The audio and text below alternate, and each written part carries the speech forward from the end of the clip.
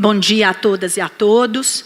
Cumprimento os presentes, em nome do Procurador-Geral do Trabalho, Dr. Ronaldo Curado Fleury.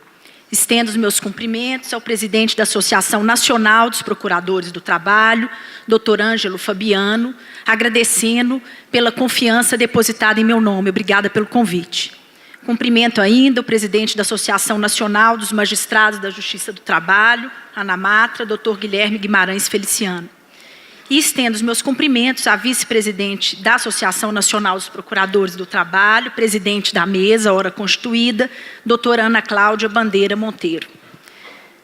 Senhoras e senhores, saibam que é uma honra participar deste Congresso Nacional dos Procuradores do Trabalho. Doutor Guilherme e eu combinamos, em conjunto com o doutor Ângelo Fabiano, uma divisão temática dentro desse grande tema da jurisprudência pós-reforma trabalhista para a atuação dos membros do Ministério Público do Trabalho, ficando eu responsável pela parte dos pressupostos. Nesta minha fala, essa divisão será respeitada. Pois bem, tempo e espaço são domínios universais e transculturais da linguagem e do pensamento humano. Tempo e espaço são também elementos constitutivos, primordiais para a afirmação da identidade do ser humano. A linguagem do tempo, no Ocidente, ela é comumente explicitada através de mapeamentos metafóricos, que revelam a passagem do tempo histórico, a partir de perspectivas socioculturais diversas. Este mapeamento do tempo histórico, que diz de uma fluidez do tempo histórico, pode ser verificado no nosso tempo de vida pessoal. Nossa vida, com todas as suas particularidades, ela é estabelecida com períodos de avanços e retrocessos, com períodos de pausas e períodos de pulsões. No direito do trabalho, esse dinamismo do tempo histórico, numa perspectiva socioeconômica, também se revela através de fluxos e refluxos de proteção ao trabalho humano, dentro de uma perspectiva do Ocidente desenvolvido e do Ocidente periférico. Nesta palestra, eu pretendo apresentar aos senhores e às senhoras alguns fragmentos da memória do direito do trabalho, para, em seguida, estruturar alguns pressupostos reflexivos e críticos para o futuro do direito do trabalho no Brasil. Essas análises críticas e propositivas aqui expostas, elas serão especialmente direcionadas à análise da reforma trabalhista, dada pela Lei 13.467 de 2017. Esse resgate histórico, somado à construção de bases propositivas e críticas para o futuro das relações de trabalho e das relações de emprego no Brasil, nos permitirá pensar quais devem ser as telas de proteção social no Brasil hoje. Quais devem ser os limites para a atuação institucional, administrativa e associativa no pós-reforma trabalhista. Pensar como o direito do trabalho pode preservar sua atuação como instrumento de justiça social e instrumento de construção civilizatória na nossa sociedade. Portanto, a pergunta que nos guiará é a seguinte: que direito do trabalho nós conseguiremos reconstruir? Para compreender os impactos da reforma trabalhista, considero fundamental rememorar, mesmo que brevemente, a regulação social do trabalho no Brasil, porque toda interpretação de norma jurídica é texto e contexto. Nós sabemos que o período de institucionalização do direito do trabalho no Brasil, ele se deu no período da própria edição da CLT, em 1943, sendo a CLT o seu principal marco legislativo. De fato, a CLT assumiu um papel decisivo, mesmo que de forma paradoxal e contraditória, porque ela foi a primeira legislação que sistematizou a legislação trabalhista, a regulação estatal da legislação trabalhista, considerando uma realidade brasileira existente até então, de ausência de regulamentação sistemática das relações de trabalho e de emprego no Brasil até os anos 1930. O período de expansão da legislação trabalhista ocorreu entre os anos 1945 e 1998, como resultado da reorientação política promovida em grande parte dos países do capitalismo central, sobretudo após o fim da Segunda Grande Guerra Mundial. Esse contexto político provocou no Brasil imensos impactos, contribuindo inclusive para a queda da ditadura Vargas em 1945. Nesse contexto, nós tivemos um período importante de expansão da legislação trabalhista, com a promulgação de várias legislações extravagantes da CLT, como, por exemplo, no âmbito das relações individuais do trabalho, a Lei 605 de 49, com a regulação do descanso semanal remunerado, a instituição do 13º salário, a regulamentação, mesmo que precária e incipiente, dos direitos de empregados urbanos e rurais. Algumas legislações esparsas à CLT foram também regulamentadas para relações contratuais específicas, como foi o caso, por exemplo, em 1957, com a regulamentação dos contratos dos vendedores, viajantes ou pracistas, o contrato do atleta profissional de futebol em 76. No âmbito do direito processual do trabalho, nós também tivemos avanços, como, por exemplo, em 1970, com a criação do procedimento sumário. Bem, apesar da expansão estabelecida no período, nós também tivemos, neste mesmo período histórico, alguma marca flexibilizatória, que despontou, sobretudo a partir da segunda metade da década de 1960, no contexto do regime militar.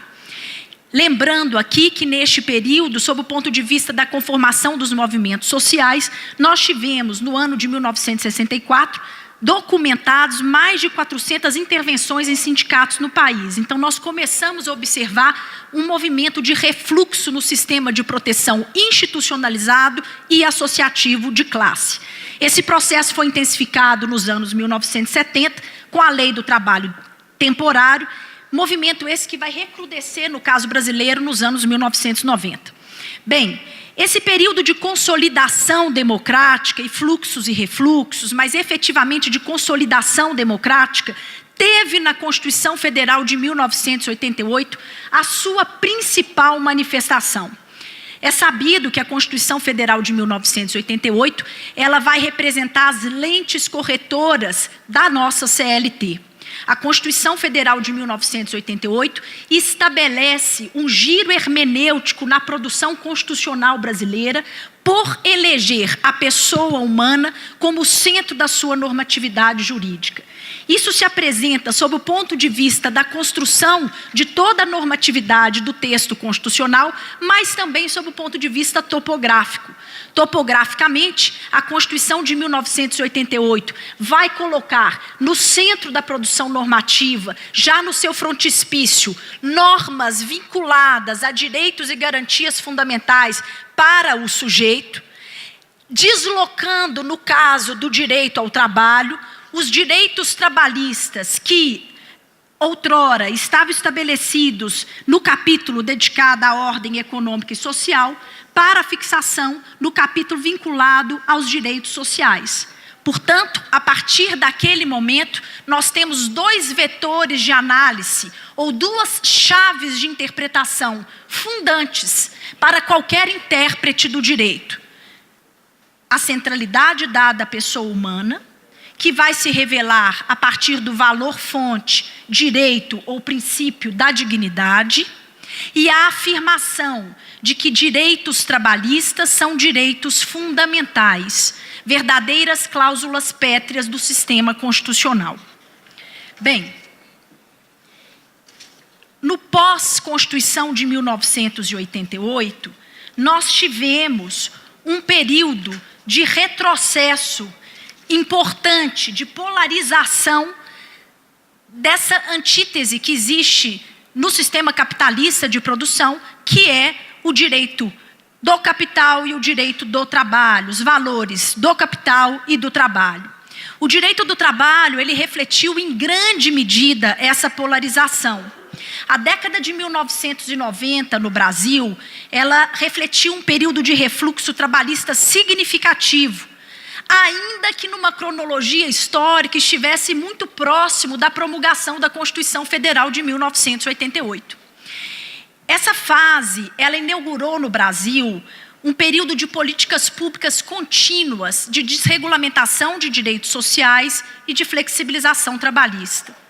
Esse modelo, ele foi inspirado num movimento inaugural de fixação de premissas neoliberais no Ocidente desenvolvido, sobretudo com as vitórias político-eleitorais decisivas que se estabeleceram com Ronald Reagan nos Estados Unidos, Helmut Kohl na Alemanha, Margaret Thatcher na Inglaterra.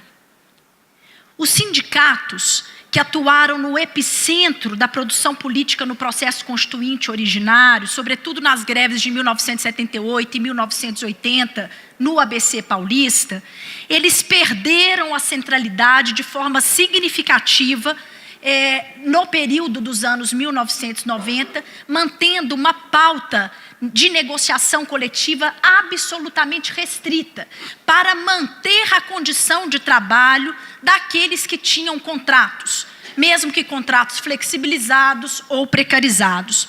A jurisprudência trabalhista da década de 1990, sobretudo se avaliarmos a jurisprudência do Tribunal Superior do Trabalho, foi uma jurisprudência que, no seu conjunto, se apresentou de forma bastante conservadora. Mas, como nós vimos aqui, a alegoria da dinâmica do tempo, do movimento do tempo, ela se faz presente na própria análise jurídico-socioeconômica do direito do trabalho. E aí nós mudamos de década. Os anos 2000, de 2000 até basicamente 2015, nós temos novamente, na realidade brasileira, um período de fluxo no sistema de proteção ao trabalho. O Brasil viveu nesse período um movimento histórico de mudança social estrutural, caracterizado por um conjunto de políticas públicas de feição progressista e social que contribuíram em grande medida para a maturação do direito do trabalho e do direito do trabalho constitucionalizado. Alguns exemplos podem ser destacados para este período, dos anos 2000 a 2015, e que nos trazem uma compreensão paradigmática do momento em que o direito do trabalho se estabeleceu naquele período. Em relação às políticas públicas estabelecidas à época, nós tivemos, sob o ponto de vista do direito fundamental à educação, a reestruturação e a expansão das universidades federais, por meio do REUNE, com aumento do número de vagas, ampliação e abertura de cursos noturnos e aumento do número de professores por alunado. Nós tivemos a ampliação do direito de acesso à educação em instituições privadas, que é o programa do ProUni, mediante concessão de bolsas de estudos integrais e parciais de 50%. Neste período, os dados estatísticos comprovam um maior consumo de carne vermelha entre as famílias de classe C e D. Neste período também, nós tivemos uma queda no índice de desemprego no país. Em 2014, por exemplo, nós fechamos o ano, na realidade brasileira, com a menor taxa de desemprego aferida no Brasil desde os anos 2003. Em 2014, nós tivemos apenas 4,8% de pessoas desempregadas nas grandes capitais do país. Também neste período, sob o ponto de vista justo-trabalhista, nós tivemos, em dezembro de 2004, a aprovação da chamada reforma do Poder Judiciário. Esta aprovação da reforma do Poder Judiciário, ela é emblemática sob o ponto de vista justo-trabalhista, porque ela amplia a competência imprópria da Justiça do Trabalho e, sob o ponto de vista estrutural, a Emenda Constitucional 45 amplia a competência do quadro ministerial do Tribunal Superior do Trabalho, que volta a contar com um número de 27 ministros. E isso é muito interessante porque a partir de janeiro de 2014, paulatinamente, a jurisprudência do Tribunal Superior do Trabalho passa a se dissociar de uma perspectiva eminentemente conservadora para se materializar dentro de uma perspectiva de direito do trabalho constitucionalizado.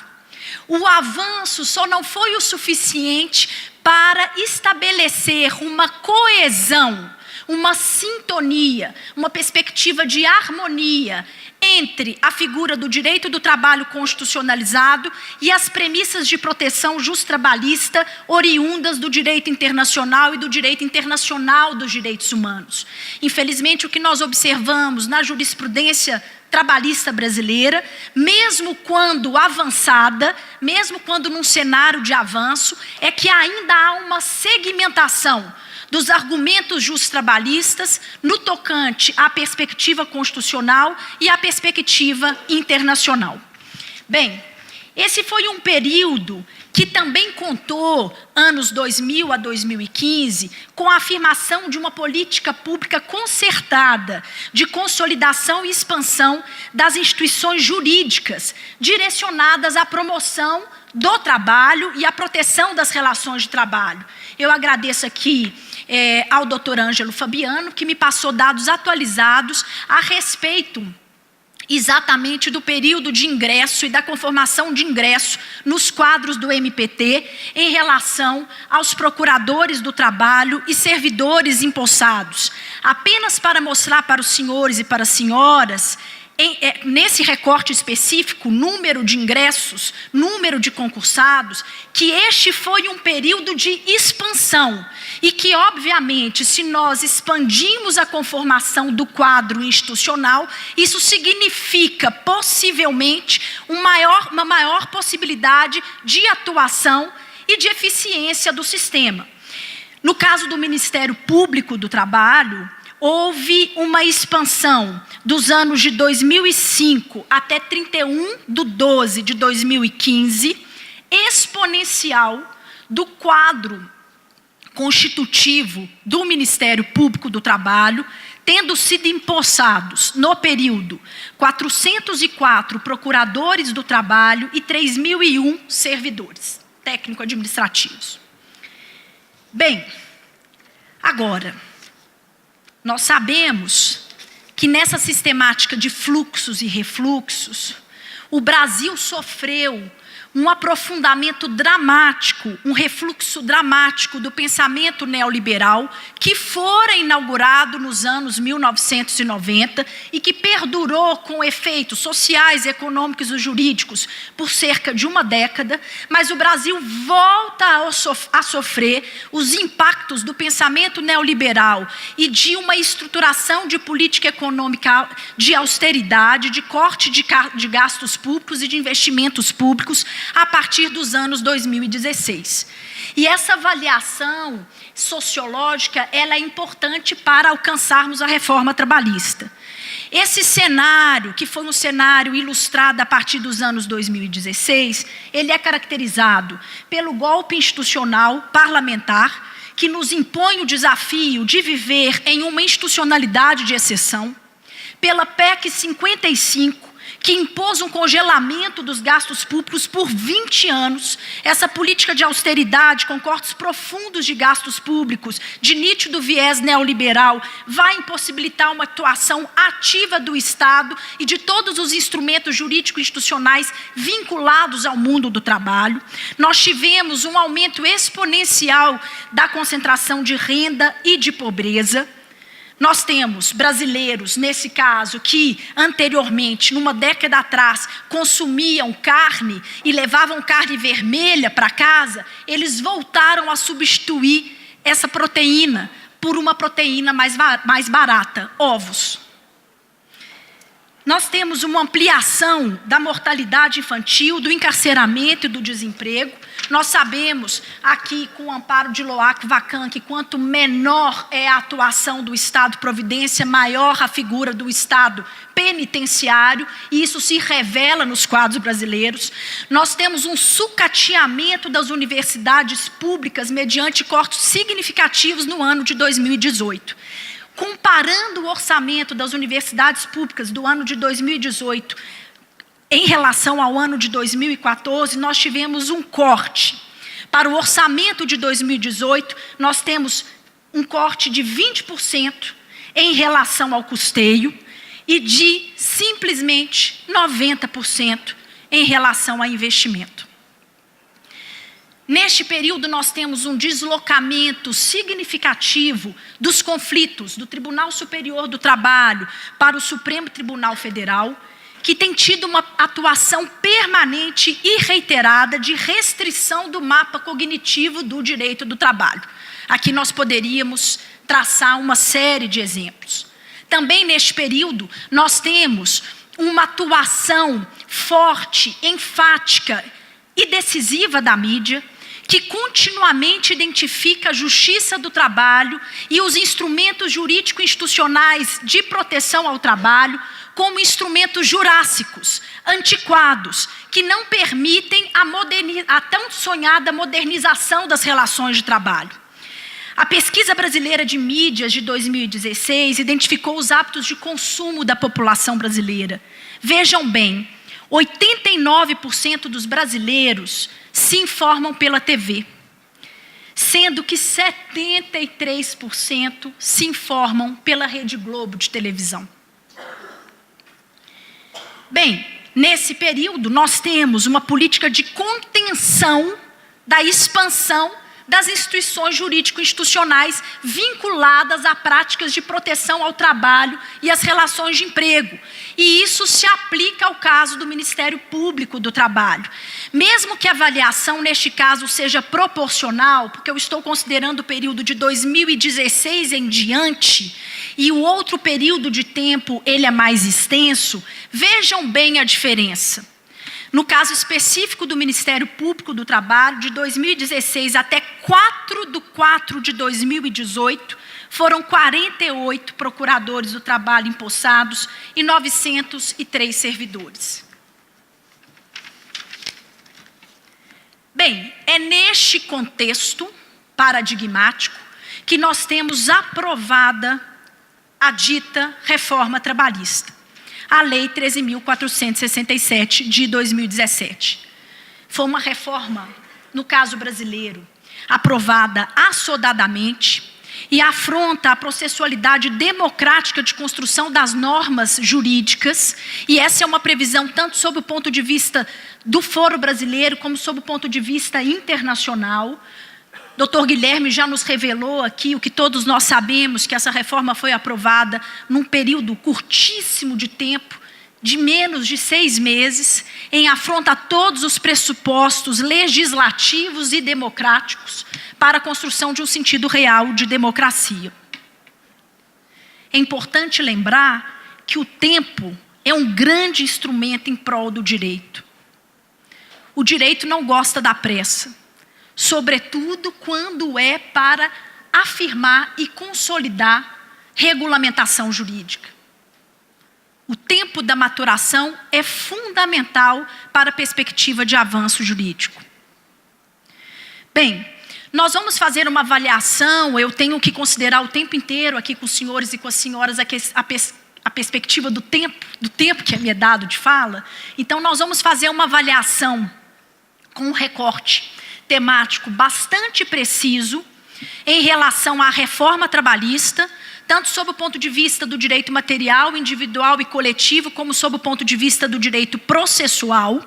E na perspectiva do direito material do trabalho, eu resolvi trabalhar com os senhores um pouco as ofensas vinculadas à questão da saúde do trabalhador, que é um ponto que é sistematicamente desrespeitado na Lei 13.467 de 2017.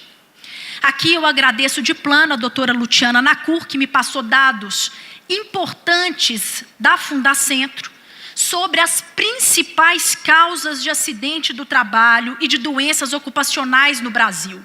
As principais causas de acidente do trabalho e de doença ocupacional no Brasil são meio ambiente de trabalho inadequado, excesso de jornada e pagamento por produtividade. Todas essas causas são retroalimentadas na reforma trabalhista. Portanto, estamos tratando de uma legislação que certamente os dados estatísticos nos trarão essa confirmação, impulsionará demandas de acidente de trabalho, de doença de trabalho e também de deficiência em relação aos quadros das relações de trabalho e emprego. Nós podemos aqui, na perspectiva dos contratos individuais de trabalho, relembrar a flexibilização da jornada de trabalho proposta na legislação 13.467 de 2017, que vai aumentar a jornada de trabalho nos contratos a tempo parcial, estabelecer uma autorização equivocada para o sistema de banco de horas por contrato individual de trabalho, também uma autorização equivocada para o trabalho em jornadas de 12 por 36 por contrato individual de trabalho, uma autorização equivocada em relação à supressão da figura da hora in itinere, o que vai gerar certamente uma significativa redução da duração do trabalho juridicamente reconhecido e, via de consequência, da renda salarial do trabalhador. Nessa direção, nós também podemos aqui dizer da flexibilização imposta em relação ao período de férias do trabalhador. Esta previsão que estabelece a possibilidade de férias individuais por 3 períodos, com redução do número de dias de descanso, obviamente estabelece um desgaste sob o ponto de vista fisiológico, além das perspectivas de desgaste sob o ponto de vista da socialização do trabalhador, que não podem ser recuperadas. Nessa mesma linha de raciocínio, a flexibilização do trabalho para mulheres grávidas. Aqui não existe interpretação conforme possível quando o legislador estabelece a possibilidade de trabalho de mulheres grávidas em insalubridades médias e mínimas, exceto se houver atestado médico em sentido contrário. Vejam, nós estamos tratando de uma perspectiva estatal frouxa em relação à atuação em direitos sociais fundamentais. Quando é que uma trabalhadora pobre, humilde, vai conseguir acesso ao SUS, à Previdência, para dizer das particularidades da sua gravidez, lembrando aqui todas aquelas que já foram mães, ou os companheiros sabem disso, a gravidez é absolutamente dinâmica. Hoje você está bem, amanhã você está passando mal. A possibilidade, a virtude de se gerar um feto não traz nenhum sentido de segurança ou de previsibilidade. Como que essa mulher poderá ter acesso médico com segurança para poder se afastar do espaço da relação de emprego, se necessário for? Bem, as flexibilizações contratuais também geram uma série de possibilidades de incremento de doenças profissionais, acidentes de trabalho e também uma perspectiva que se ampliou no tempo presente, que é a fixação de indenização, pedidos de indenização por dano existencial, sobretudo na figura, segundo o meu ponto de vista, do trabalho intermitente. Mas eu gostaria aqui de me concentrar na terceirização trabalhista. Uma interpretação literal e gramatical do texto da reforma trabalhista nos gera a conclusão, nos traz a conclusão de que há possibilidade de terceirização em atividade fim. Minhas senhoras e meus senhores, nós não podemos, sob o ponto de vista do direito do trabalho constitucionalizado, do sistema internacional de proteção aos direitos trabalhistas, compreender que uma legislação possa absorver a ideia de uma terceirização sem peias, absolutamente descontrolada. Nesse sentido, gostaria de parabenizar a atuação do Procurador-Geral do Trabalho, Dr. Ronaldo Fleury, que assumiu uma postura ativa em relação ao debate da terceirização, propondo limites constitucionais à terceirização por meio da DI 5.735. É claro que se os limites constitucionais à terceirização trabalhista não são estabelecidos, os dados nós já conhecemos, nós teremos uma multiplicação de doenças profissionais, acidentes, mutilações, e o que os dados estatísticos não conseguem apresentar com clareza: doenças psicossomáticas. Porque essas doenças psicossomáticas, em função de uma pressão permanente no espaço de trabalho, o adoecimento psíquico do trabalhador, com síndromes de pânico, depressão, isso o trabalhador não pode mostrar no espaço de trabalho. Nós não temos um desemprego que mais uma vez se tornou estrutural. Como é que ele pode dizer que ele se tornou um trabalhador adoecido? Que ele vive uma vida mortificada, que ele não dá conta. Ele já está dentro de um sistema de proteção absolutamente precarizado, em que a mobilidade laboral é altíssima, sobretudo para trabalhadores menos qualificados. Como é que este dado pode aparecer?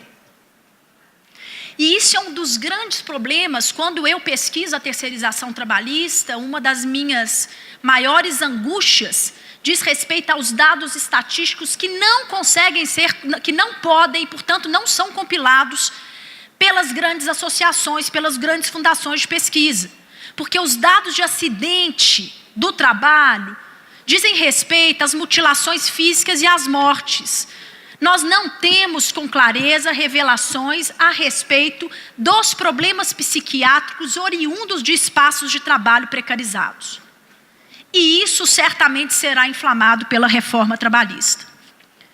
Na perspectiva do direito coletivo do trabalho, ainda considerando a vertente da saúde e da segurança, nós poderíamos começar pela grande referência de debate, que inclusive já alcançou a perspectiva internacional, a partir da manifestação do Comitê de Peritos da OIT, no tocante às convenções 98 e 154 da OIT, que diz respeito à prevalência do negociado sobre o legislado para reduzir proteção sociotrabalhista.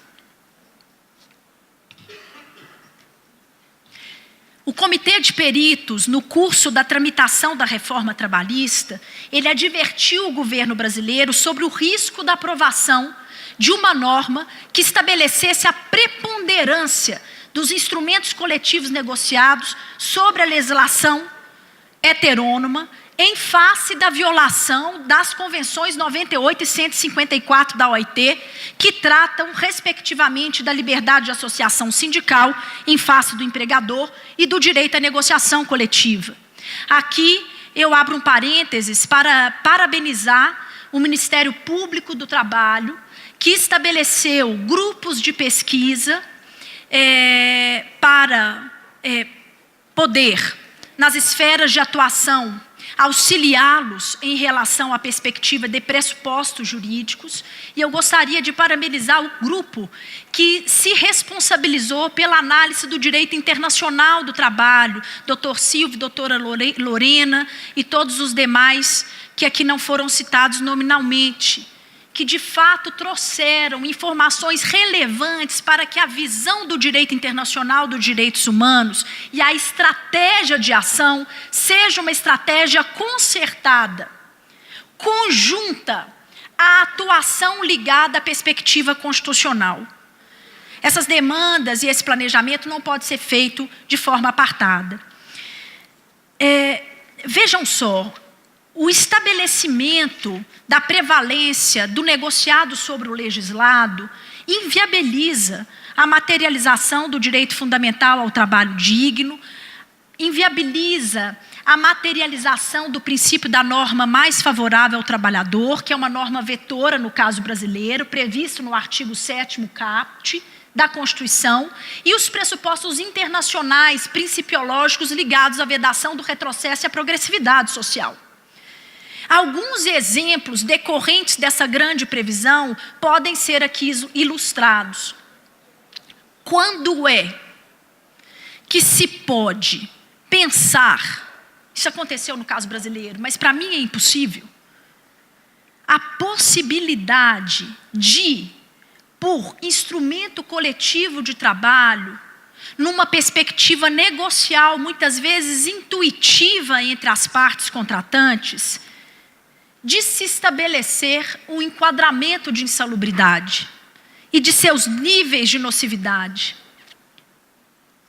Essa não é uma escolha intuitiva ou negocial. O enquadramento de insalubridade, em qualquer de seus graus, é um enquadramento que depende de formação técnica, científica. Para isso existem os estudos, as pesquisas, as formações universitárias, a formação, a avaliação técnica especializada, ferida por perícia ambiental, realizada por profissional de nível universitário, devidamente habilitado em curso de saúde e de segurança do trabalho, segundo a regra do artigo 195 da CLT, é absolutamente necessária. Lembrem-se, a interdisciplinaridade faz pontes, e ela não faz pontes apenas para as pesquisas científicas.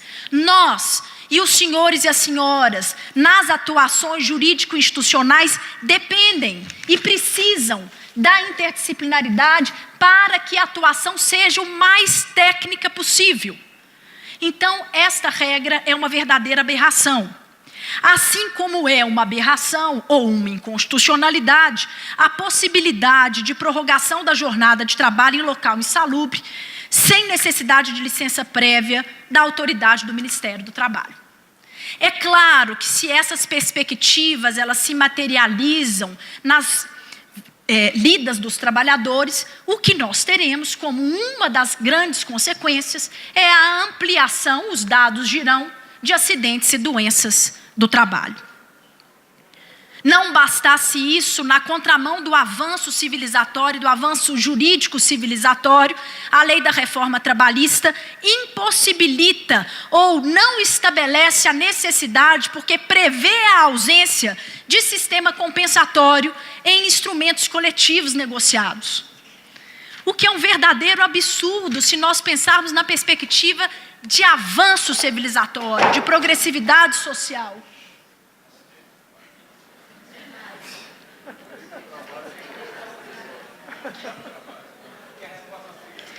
Eu vou dizer que eu fiquei mais preocupada com os senhores do que comigo, eu estava concentrada.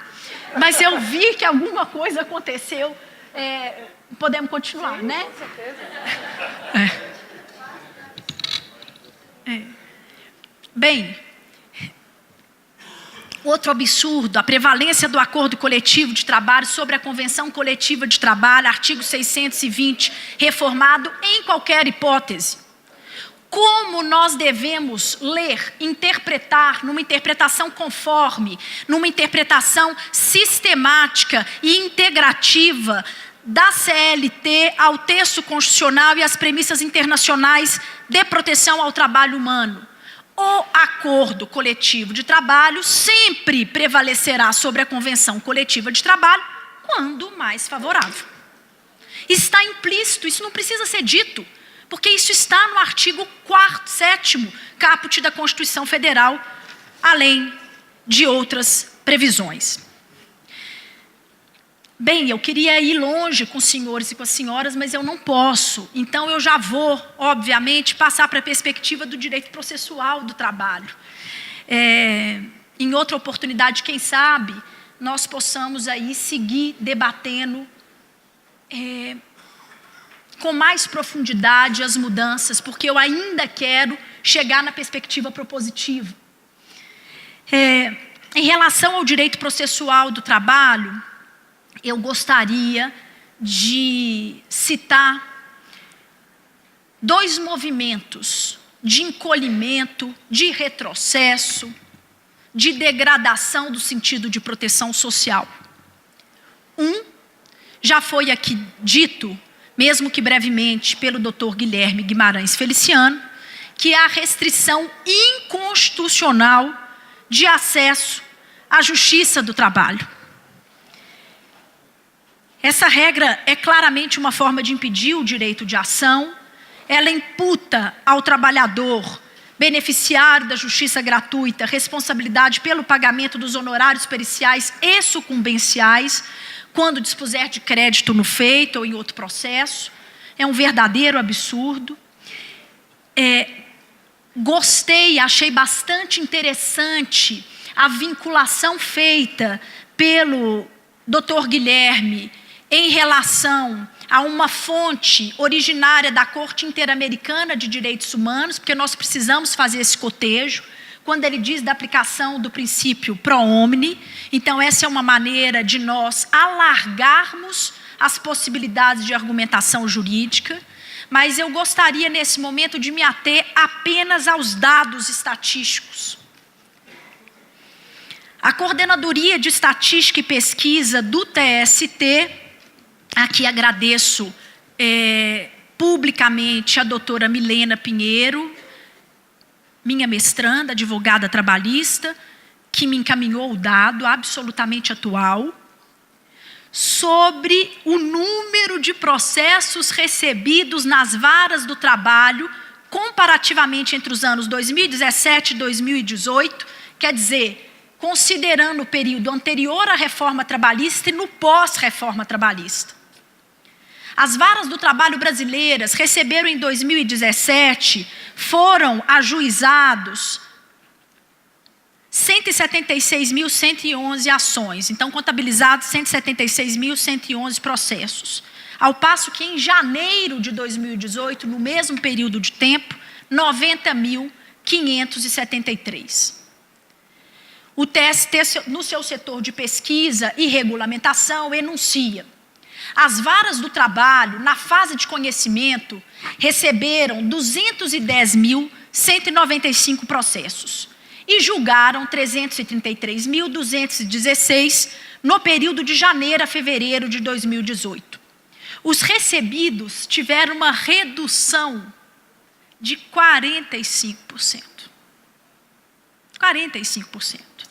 E a produtividade, uma redução de 3,8%, em comparação ao mesmo período do ano anterior.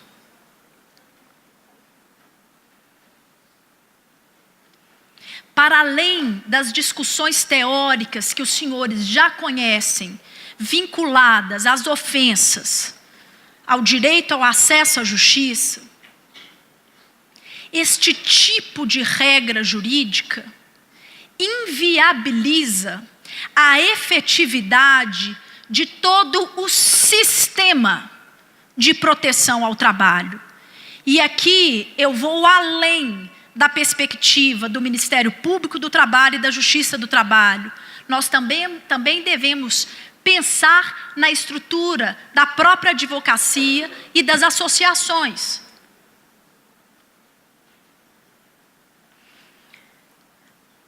Outra inconstitucionalidade, mas aqui nesse caso em específico nós não temos ainda manifestação no sentido da defesa da independência e da autonomia da Justiça do Trabalho, em função de ofensa à base constitucional, junto ao Supremo Tribunal Federal.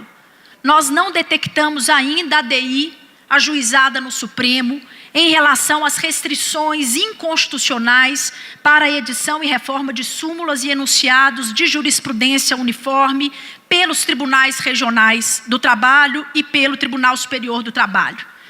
Aqui também agradeço pessoalmente, publicamente, a doutora Ana Cláudia Nascimento Gomes, que partilhou comigo dessa angústia para que esse tema fosse, em alguma medida, abordado.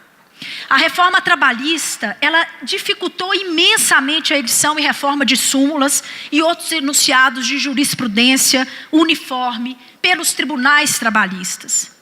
Trata-se de uma norma que inviabiliza a atuação do Poder Judiciário Trabalhista em uma de suas principais funções, que é a de uniformizar a jurisprudência. É uma verdadeira lei da mordaça. O rito formal criado é quase impossível de ser cumprido, o que torna o procedimento extremamente penoso, difícil, complexo. Eu não tenho dúvida de que essa é mais uma medida, uma convergência de regras que inviabiliza o Poder Judiciário Trabalhista, a atuação do Poder Judiciário Trabalhista, para se criar uma lógica de que o sistema trabalhista não funciona. Que bom que eu estou acabando. Achei que você ia me chamar. Não?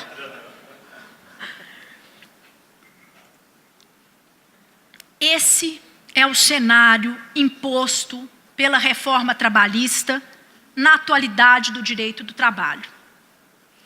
Gostaria de retomar aqui com os senhores alguns questionamentos lançados no início da minha fala.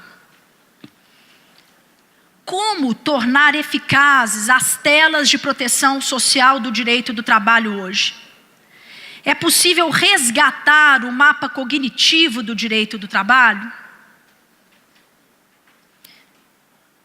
Quais devem ser os nossos compromissos dentro dos nossos espaços de fala, sejam eles compromissos institucionais, administrativos, associativos, para que a reconstrução do direito do trabalho seja feita numa perspectiva de direito do trabalho constitucionalizado.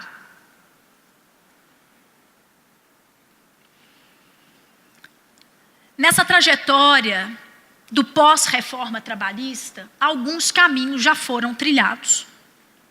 Alguns protagonistas já usaram o seu espaço de fala, o seu espaço de atuação, para se contrapor à reforma trabalhista. O que se depreende desse contexto atual é que direito é uma instância necessariamente de luta e organização. Repito, o direito é uma instância necessariamente de luta e organização. Existem alguns estudiosos que, para demonstrar a importância do direito como uma instância de luta e de organização, se ocupam do estudo dos movimentos sociais num cotejo interdisciplinar entre direito, ciência política e sociologia. Aqui eu queria fazer coro à pesquisa lançada no formato de artigo científico pela procuradora do trabalho Virgínia Leite Henrique e pelo sempre professor Carlos Augusto Junqueira Henrique a respeito da compreensão do direito nos espaços de civilidade, nos espaços de movimento social. Então eles dizem: o direito nunca é um dado, mas sempre uma construção, fruto de embates, avanços e retrocessos. Não é algo dado naturalmente, inerente ao homem e anterior à sociedade, como queriam os justnaturalistas, mas sim uma construção histórica. Entre as diversas atuações e os diversos protagonistas que já atuaram numa perspectiva de luta concertada, de direito de resistência, para a afirmação do direito do trabalho em sua perspectiva teleológica clássica, nós podemos aqui destacar. Primeiramente, a atuação do Ministério Público do Trabalho, através da atuação direta do seu PGR, como autor de diversas ações diretas de inconstitucionalidade. Aqui, nós elencamos, no dia de hoje, 23 ADIs que foram apresentadas, ajuizadas no Supremo Tribunal Federal em relação à reforma trabalhista, no caso da atuação do PGR nos temas de terceirização por aditamento, assistência judiciária gratuita. Mas nós temos outras grandes chaves: contribuição sindical e trabalho intermitente, contribuição sindical e representação de trabalhadores, trabalho intermitente, atualização do depósito recursal e fixação das indenizações de danos extrapatrimoniais. Interessantíssimo observar que, sob o ponto de vista percentual, a maior demanda, a maior discussão hoje lançada no Supremo Tribunal Federal diz respeito às contribuições sindicais. Tema, aliás, absolutamente complexo e espinhoso. O que nós observamos, sob o ponto de vista da vivência institucional, é que as instituições, sob o ponto de vista da avaliação interna corporis, elas não têm uma posição homogênea em relação a essa temática. Por isso, até mesmo que eu preferi fazer um outro recorte, e se for o caso, em outro momento, nós podemos trabalhar com esse tema em específico. O segundo tipo de atuação, além dos controles de constitucionalidade, que aliás devem se dar nas duas perspectivas, isso é importante, mediante controle concentrado ou difuso, para que o debate se torne mais eficiente. Mas o outro tipo de atuação diz respeito aos controles de convencionalidade.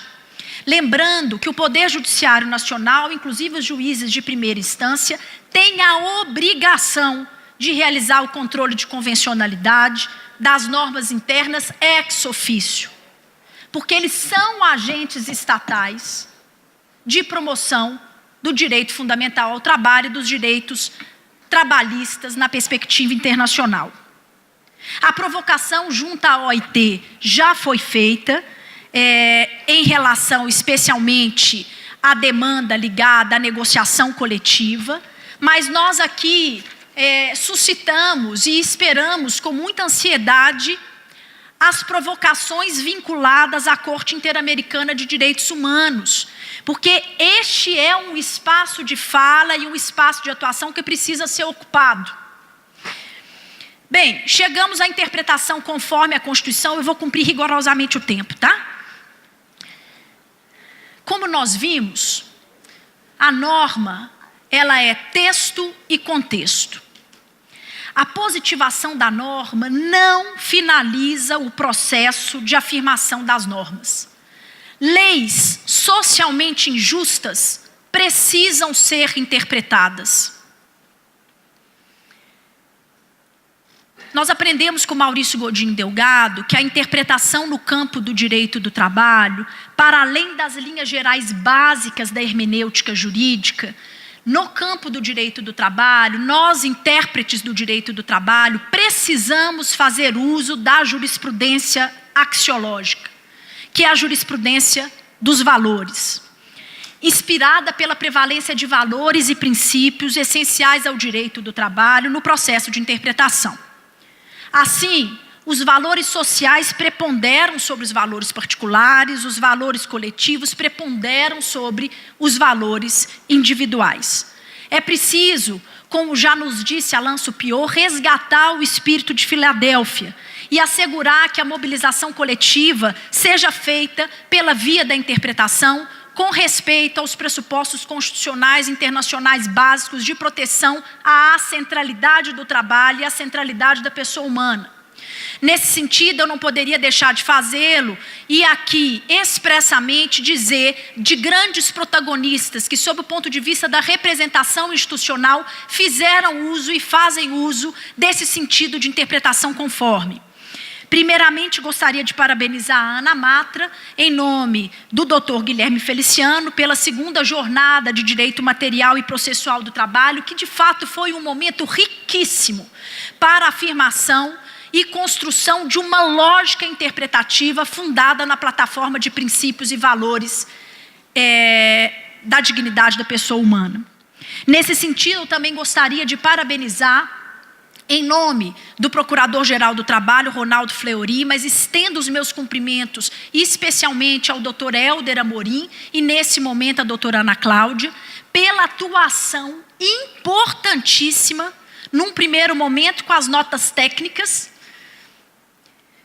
que foram notas que nos auxiliaram no momento abrupto de aprovação da reforma, e agora com os grupos de trabalho. Eu tive acesso, o doutor Ângelo Fabiano generosamente me encaminhou os 3 blocos de análise dos grupos de trabalho. Eu li cuidadosamente os 3 grandes manuais. E, mais uma vez, o Ministério Público do Trabalho foi protagonista no exercício interpretativo de uma jurisprudência axiológica para a busca de interpretação conforme. Nessa direção, a Associação Brasileira dos Advogados Trabalhistas também encaminhou uma posição de protagonismo importante e de mobilização coletiva. E não menos importante, mas ainda sob o contexto do PLC 38/2017, a atuação de 17 ministros do Tribunal Superior do Trabalho, que fizeram uma carta, um manifesto, avaliando cuidadosamente os impactos que porventura poderiam ocorrer e que já ocorrem em relação à aprovação da reforma trabalhista. Eu gostaria agora de retomar 2 movimentos importantes para além dessa perspectiva jurídica, de atuação técnica jurídica, que são a retomada dos movimentos sociais. É necessário, no caso brasileiro, retomar os movimentos sociais de caráter estrutural e base popular. A necessidade de reforço aos movimentos institucionais e associativos. E uma provocação, no caso do Ministério Público do Trabalho, se me permitirem. Mas eu acho que um bom maestro, como nós falamos no horário do café da manhã, Dr. Helder e Dr.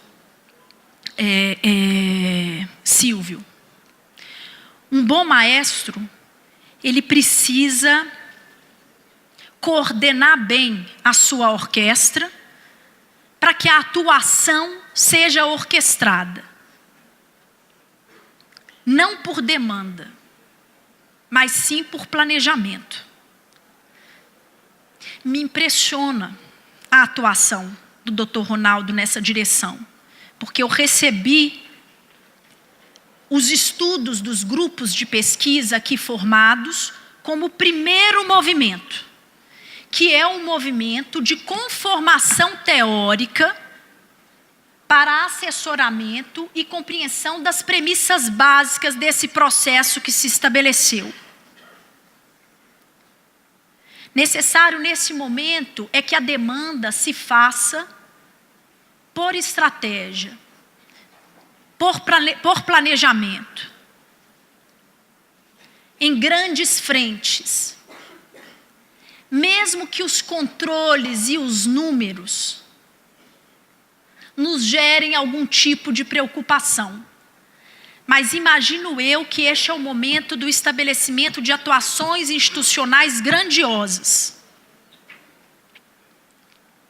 Esse impacto é fundamental para que, no pós-reforma trabalhista, nós possamos, em alguma medida, não ser comprimidos pelo sistema e estabelecer novamente medidas de avanço.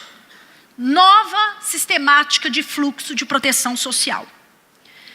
Então eu não tenho dúvida que nós vivemos um tempo de resgate. O tempo de resgate do direito do trabalho por meio dos seus princípios, por meio de uma jurisprudência fundada em valores.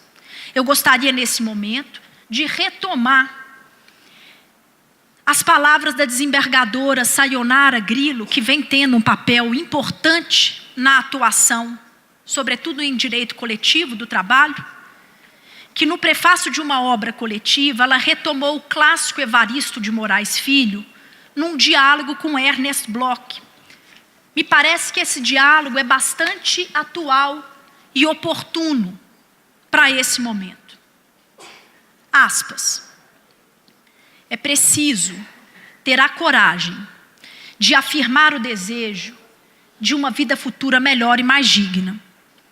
Em meio ao nevoeiro, em meio ao desmoronar do céu e da terra, aí mesmo, nesse momento e nessa circunstância, é que se revela a hora criadora, a hora filosófica por excelência para lhe dar conteúdo. Nesse sentido, honrem a sua missão constitucional, renovando-a e expandindo-a, proporcionando para as novas gerações um melhor sentido de trabalho humano, sentido de trabalho protegido. Recuperando aqui também as premissas teóricas de um professor mineiro, mas que vive em Brasília há anos, um grande constitucionalista, Menelik de Carvalho Neto, ele nos ensina. Lembrem-se que muitas alterações constitucionais profundas verificam-se na história do constitucionalismo mediante alterações na gramática das práticas sociais. Nesse sentido, é preciso decidir. Como já nos disse a poeta Cora Coralina, senhores observem que eu estou bem enfronhada em Brasília, né?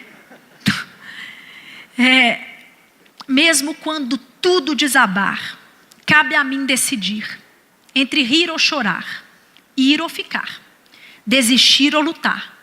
Porque descobri, no caminho incerto da vida, que o mais importante é o decidir. O mais importante é o decidir. Decidam, portanto, dar vida ao tempo. Decidam, portanto, viver uma vida vivida e não uma vida mortificada. Nós precisamos cuidar daqueles que não podem alcançar essa compreensão. Decidam lutar. Uma luta qualificada pelos discursos da linguagem e da argumentação jurídica. Este é o poder que nos cabe. A linguagem e a argumentação jurídica. Saibam que todo tempo de luta é também, em grande medida, tempo de conquista. Que assim seja. Muito obrigada. Boa sorte.